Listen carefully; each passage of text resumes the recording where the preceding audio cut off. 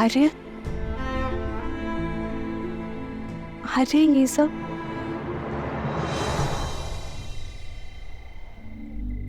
कर्तव्य पथ सीता, भरत और शत्रुघ्न मांडवी और श्रुत कीर्ति के साथ कैकेयी लौट रहे हैं।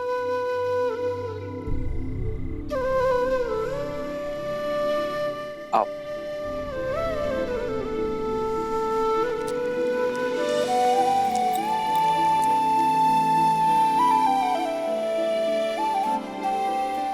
प्रणिपात भैया, प्रणिपात माता। आप दोनों की ही प्रतीक्षा कर रहे थे भैया। मेरी कैकेयी में यात्रा अधूरी है, उसे पूर्ण करने जा रहा हूं। विदा कीजिए अपने भाई को, आशीर्वाद दीजिए मुझे।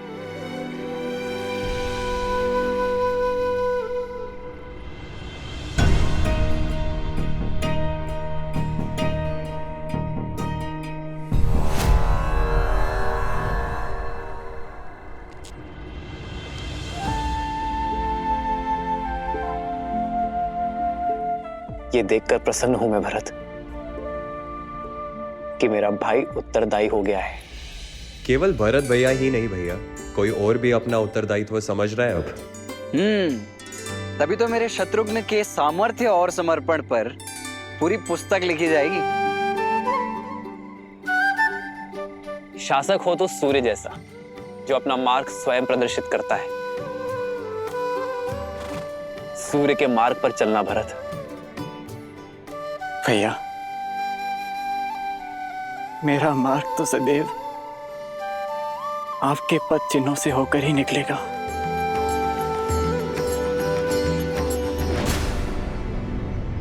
देखा कैकेयी, जाते जाते भी मेरे भरत के कान भर रहा ये राम।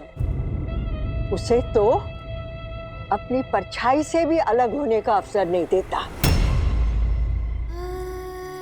आप चारों के जाने से घर सूना हो जाएगा।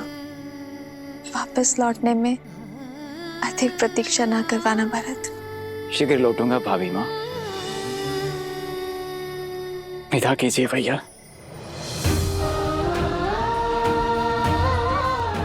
आशीर्वाद दीजिए। उठो भरत, अपना धर्म निभाना भरत। संबंध अपने आप निभ जाएंगे। विदा कर रहा हूं अपने छोटे भाई को। प्रतीक्षा करूंगा एक कुशल प्रशासक की।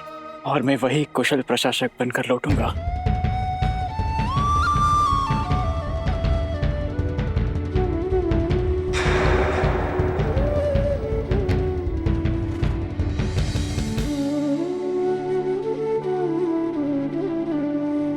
प्रस्थान करो भरत।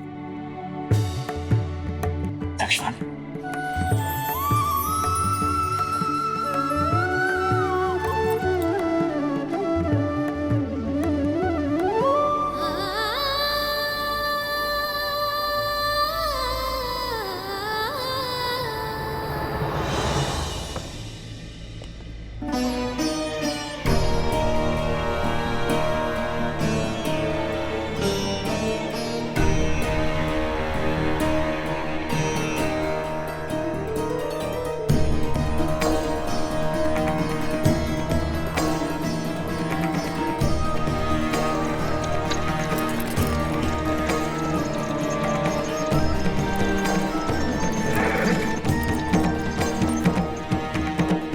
भूल मत जाना कैकेयी कि वो कौन है जिसके कारण तुम्हें हर बार पुत्र वियोग सहना पड़ता है।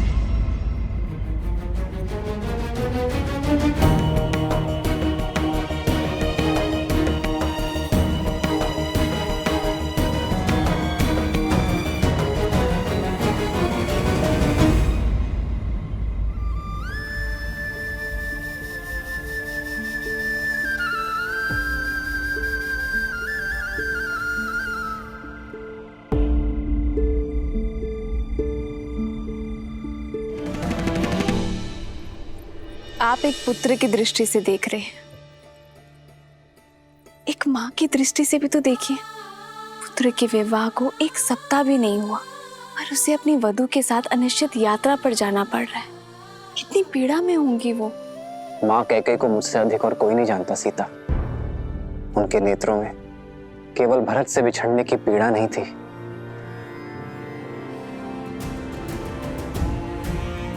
एक आक्रोश था।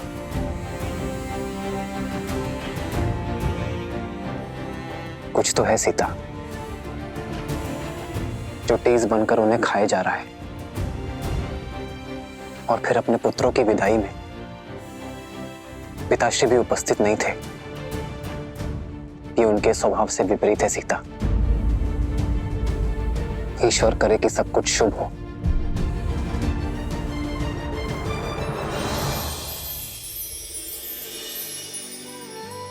सब शुभ होगा जब माता पिता की वेदना को समझने वाला पुत्र उनके पास बैठकर उनकी मन की सुनेगा। उचित कहा तुमने सीता। इस विषय पर पिताश्री से बात करनी चाहिए।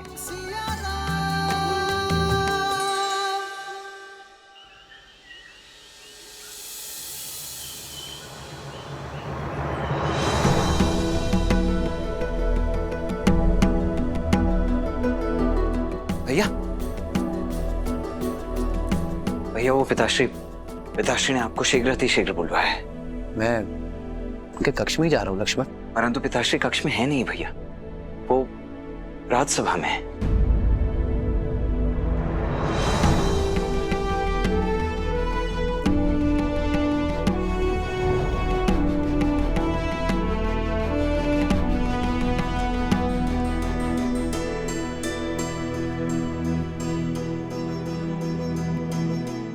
प्रणिपात पिताश्री। आयुष्मान भवा। प्रणाम आचार्य। यशस्वी भव। राम, मेरे पुत्र राम, यहां मेरे समीप आओ।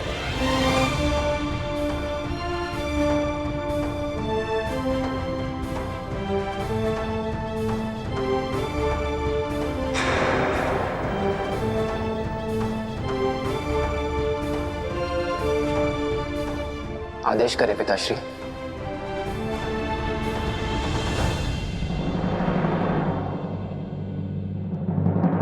सभासदों, एक राजा का धर्म है अपनी अंतिम श्वास तक प्रजा और राज्य की सेवा करना। किंतु आपका ये दशरथ आयु और समय से जीत नहीं सकता। वृद्ध हो गया हूं मैं। इसीलिए गुरुदेव वशिष्ठ के परामर्श और अपने विवेक से मैं अपने ज्येष्ठ पुत्र राम को अयोध्या का अगला राजा, अयोध्या का युवराज घोषित करने का प्रस्ताव रखता हूं।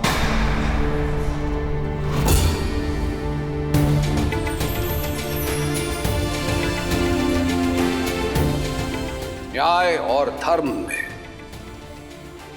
राम की रुचि उसे इस सिंहासन का सबसे योग्य उत्तराधिकारी बनाती है। श्री रामचंद्र की, श्री रामचंद्र की, श्री रामचंद्र की जय, श्री रामचंद्र की, श्री रामचंद्र की, श्री रामचंद्र की, श्री रामचंद्र की, श्री रामचंद्र की। तुम्हारा क्या विचार है राम?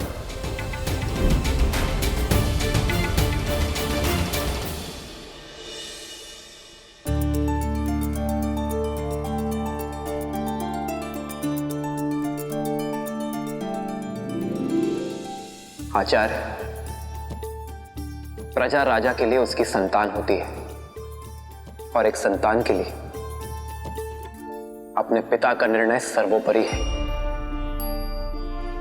मेरे पिताश्री, अयोध्यापति महाराज दशरथ के आदेश का पालन करना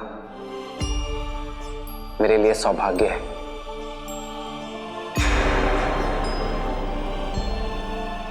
पिताश्री,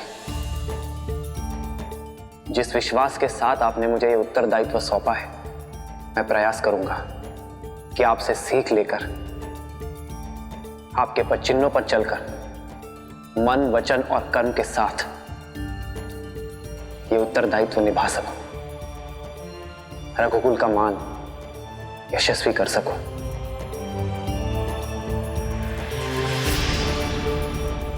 गुरुदेव, राम का युवराज अभिषेक कब कर सकते हैं हम? सुभश्य शीघ्रम। युवराज का अभिषेक कल ही हो सकता है।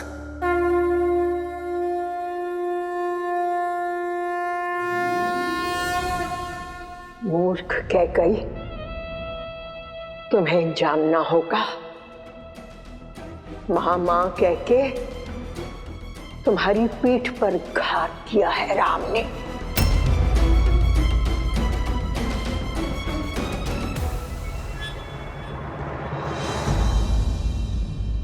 राम, मन में यदि कोई शंका हो तो कहो। धर्म कहता है कि आपके आदेश का पालन करो पिताश्री, किंतु मन का चोटता है कि जिन भाइयों के साथ जीवन का हर रंग देखा, आज उनकी अनुपस्थिति में युवराज बन जाऊं। मेरा विश्वास करो, ये समाचार सुनकर सबसे अधिक प्रसन्नता उन्हें ही होगी। भरत और शत्रुघ्न कैकेयी की यात्रा पर हैं। मैं ये सूचना उन तक पहुंचाने का प्रबंध करता हूं। तो ये निर्णय रहा कि कल राम अयोध्या का युवराज बनेगा। राम के युवराज अभिषेक की तैयारियां आरंभ की जाएं। श्री रामचंद्र की, श्री रामचंद्र की, श्री रामचंद्र की, श्री रामचंद्र की।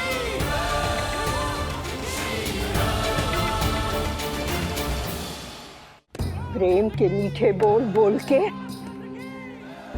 इतना बड़ा घात किया उस राम ने। बेचारी कैकेयी, उसे तो इस चाल की भनक तक नहीं। सब नष्ट हो गया। मेरी इतने वर्षों की तपस्या नष्ट हो गई। सब नष्ट हो गया।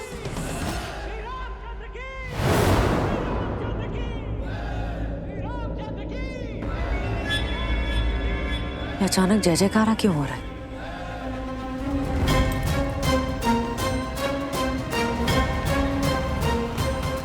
जय जयकार नहीं, ये मेरी कैकेयी के विनाश का नाद है। सब अनर्थ हो गया। तुम्हारा हर स्वप्न टूट गया। मंत्रा, क्या हुआ? तुम रो क्यों रही हो? बबूल के वृक्ष को पानी दोगी तो आंचल में कांटे ही गिरेंगे ना। देखो देखो क्या क्या।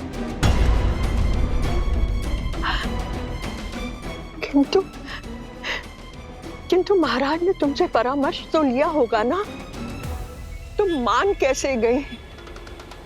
तुमने ये होने कैसे दिया कैकेयी? तुम क्या बात कर रही हो? हुआ क्या है? सर्वनाश हुआ है। सर्वनाश होने की घोषणा की गई है। भरत को गए हुए कुछ क्षण भी नहीं हुए थे कि महाराज ने राम को युवराज घोषित कर दिया।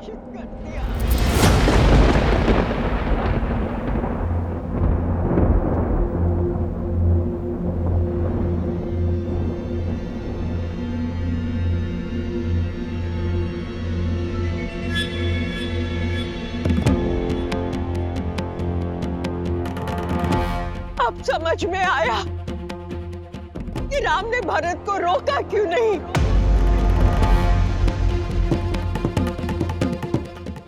क्यों भरत का विवाह तुम्हारी अनुपस्थिति में कर दिया गया, और वो भी एक सामंत की पुत्री के साथ।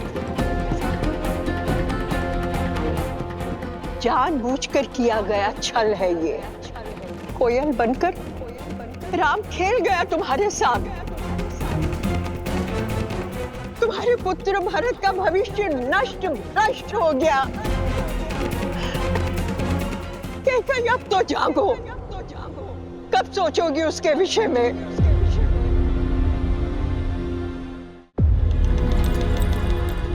महाराज राम को युवराज बनाने की घोषणा कर चुके हैं।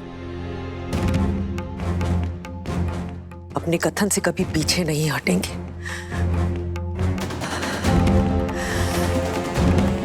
आपने मेरे पुत्र भरत के साथ ठीक नहीं किया महाराज।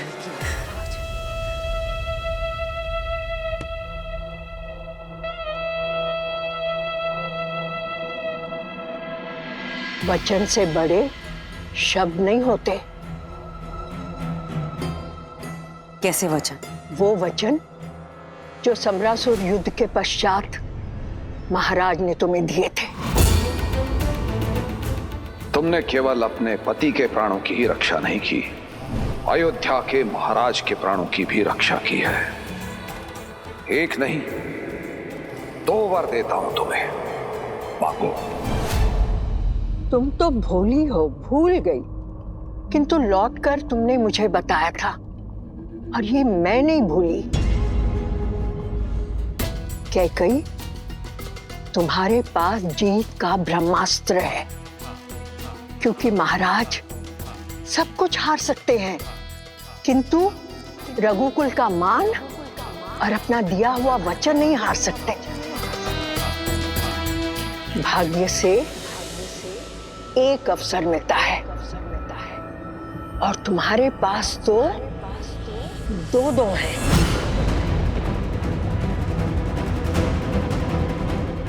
मैं अभी जाकर महाराज से बात करती हूँ।